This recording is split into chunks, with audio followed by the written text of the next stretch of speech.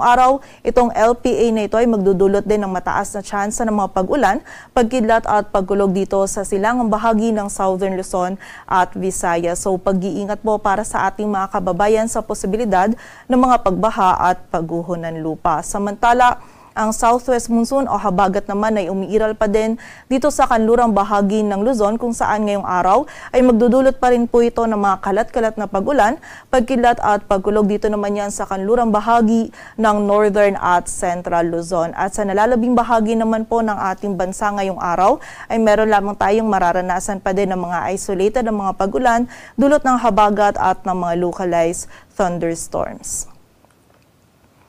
At para nga sa magiging lagay ng panahon ngayong araw ng Linggo, maulap na kalangitan at mga kalat-kalat na pag-ulan, pagkidlat at pagkulog pa rin ng mararanasan dito sa Ilocos Region, maging sa bahagi din ng Zambales at Bataan. Dulot po yan ng